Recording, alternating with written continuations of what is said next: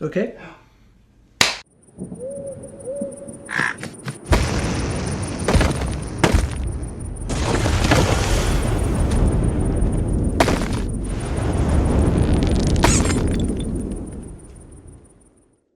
I was thinking we should talk about what we're interested to hear about is like basically how we actually develop games at Swink and how we actually came up with Zombie Vikings, where they're coming from doing Stick It to the Man and then going into doing Zombie Vikings.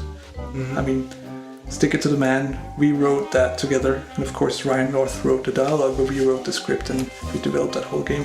And why didn't we just jump onto Stick It to the Man too directly? Like a lot of people ask us, why don't we do that? Yeah. Why didn't we?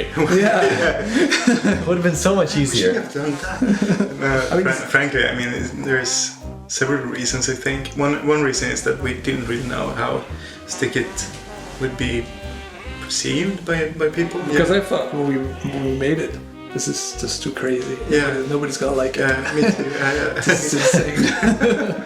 But we didn't know until after like 6 months after it was basically released that it was received really well and it was doing really well. Yeah. So what we did was when we're done with Stick It to the Man, we said, okay, let's do another game. And obviously, because we're a small company, we have to keep making something all the time to make sure that we make money, of course. We talked about it for quite a long time. That it would be fun to do a sort of a couch play sort of game. Yeah.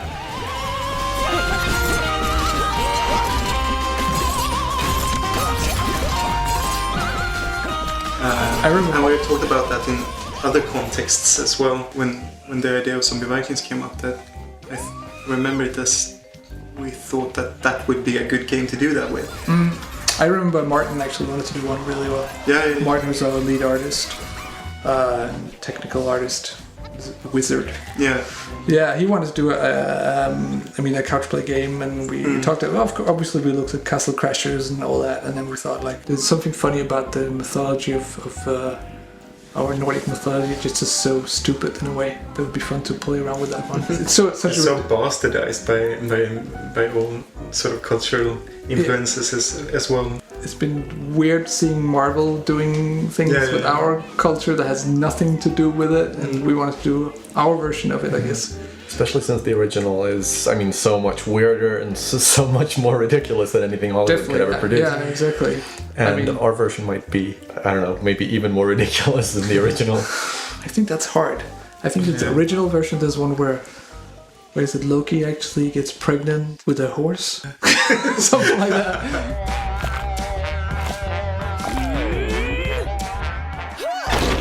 So when we develop a game, I think it's interesting for people to know how you actually develop a game if you don't know about it. I mean, what do we actually do? You know, a lot of the time it starts with kind of like a pitch. And there could be a pitch that we use externally for somebody that we maybe want to convince to get money. Yeah. We need to find some investors, which we usually do for our games because they're quite big. We're not totally indie that way. We kind of need some help. So that starts out with concept art, like this one, for example. I think that was part of our pitch. Yeah, right. It was a drawing you did. Yeah. And it's cool about it because I think the storyboards and those mood boards sort of set up the whole tone of the game, and not only just the animation style, of course, that we used, the way we wanted to do it, but also the humor and just how silly is it, which level is it, and the character design, of course. At the time we started Zombie Vikings, all the programmers were pretty much tied up in converting Stick It to the Man that's true. And I knew next-gen consoles. I remember I needed a GDC demo because I wanted to go out and pitch this to publishers, so we just had to quickly put something together. I think it was very simple. We had a simple where we could just run with the character and hit a couple of enemies, but it was sort of setting it up. We made a video out of that, and we sort of edited it together with music, and you could see a character running through a level just bashing down other enemies, and lots of blood. Actually, it was way more bloodier than it was. I sort of like that. Yeah, I think we should put that back in. Yeah. I think so.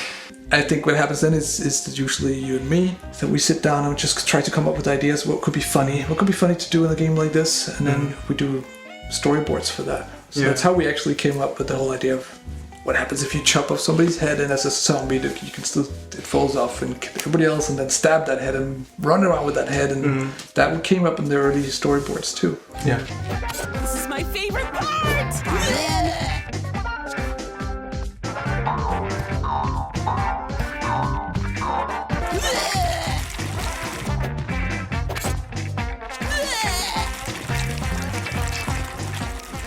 Then we went into prototyping.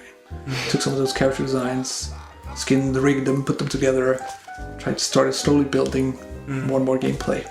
Yeah. And that's when you realize, once you start building, of course, the gameplay, that a lot of those ideas that you thought was going to be really great, they suck. And especially since we are doing a 4-player game, Yeah. it makes it so much harder to make than stick it, for instance, when you have like one character to focus on and things like that. And now you have 4 characters that can do whatever they want to. Yeah. I could never imagine how hard that was going to be. It's like, you know, we have this great concept for a boss or an event or a quest or whatever, but how do you play it if you're playing single? Well, okay, next idea. We wanted to see, is there a way to get this game to get people to actually work together? Yeah, you know, absolutely. and I was really trying to figure that out. How do we get people to actually work together? So that's why we have the Stitch zombie, where everybody stitches together into one giant, and that was in the original plan. I remember. It was that and the heads. That and the heads, and those still work. Yeah. So what you can do in the game is, of course, you can stab your friends, pick them up, and then you can throw them forward. But you can also stab. That's a great byline. Stab your friends. Yeah, but it is. Yeah. So if I stab you, then you can stab me, and that way we can sort of form a tower, for example, which is pretty cool. But you can also stab little gnomes that carry stuff, and you can use the gnomes to actually move them in different places, move them for different quests. You can also stab objects, so stab a chest or something like that and carry it around. So it's basically carrying around objects, just moving from point A to point B. Yeah. That sort of spread like a cancer through the game. I mean, at first you could just pick up each other, really, and then, okay, let's pick up enemies, and then, okay, let's... Yeah. Right, you can pick up enemies too. Yeah, exactly. And then it was like, okay, let's pick up all these quest items, until we just went for, okay, let's just pick up everything. Yeah. Sticky wasn't that gameplay oriented as this is. They're not sort of that hardcore, sort of like pushing the buttons and actually have to be feeling and the perfect. timing and the animations and things like that. That is so much more important in this game. And we realize, of course, that's super hard, as usual. You know, how hard can it be? Probably have 6 to 7, maybe 8 more times code in this game than Stick It. Yeah. I wouldn't be surprised at all. Project. We sort of went into this project, all of us, I think, thinking it would be another Stick It, or it would be a project of roughly Stick It's size and magnitude. And then every part of it sort of steadily grew until it was, whoa, okay, maybe we have as many cutscenes as Stick It, but then we have this whole action game on top of that. Because we have like 70 cutscenes now in the game that sort of propel the story forward. I think it's 106. Oh, there you go, producer. It's 70 minutes, maybe. What is it? Is that where I got that number it could be that much. I don't know where you got that from. I think that's... It could be. Yeah. It could be 70 minutes. So it's like making a movie plus a game. Yeah. Anyway. I don't understand it. I drained half her blood, injected her with monkey juice, and removed all her excess organs, but she just keeps getting worse.